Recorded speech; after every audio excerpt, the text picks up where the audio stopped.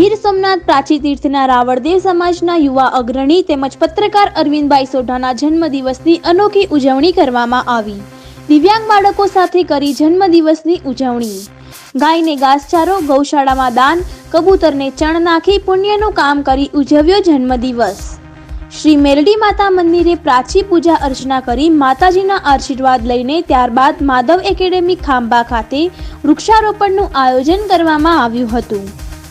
પ્રાચી તીર્થ ખાતે નિર્ભય માર્ગ ન્યૂઝ ગુજરાતી ચેનલના યુવા પત્રકાર અને સામાજિક કાર્યકર્તા અરવિંદભાઈ સોઢાએ પોતાના જન્મદિવસની અનોખી રીતે ઉજવણી કરી સમાજને એક ઉદાહરણ પૂરું પાડ્યું છે, જેમાં દિવ્યાંગ બાળકો સંસ્થાની મુલાકાત લઈ નાના બાળકો સાથે જન્મદિવસ ઉજવ્યો હતો। સાંપ્રત એજ્યુકેશન અને ચેરિટેબલ ટ્રસ્ટ ગીર સોમનાથ બાળકોને ભોજન સાથે સાથે ફ્રૂટ અને નાસ્તો આપવામાં આવ્યો હતો। હાલમાં રાજકીય નેતાઓ, ઉદ્યોગપતિઓ અને સેલિબ્રિટીથી માંડીને સામાન્ય નાગરિક પણ જન્મદિવસ પાછળ ખોટા ખર્ચ કરતા હોય છે, ત્યારે આવા યુવા પત્રકાર તેમના માટે પ્રેરણાદાયક બની શકે છે।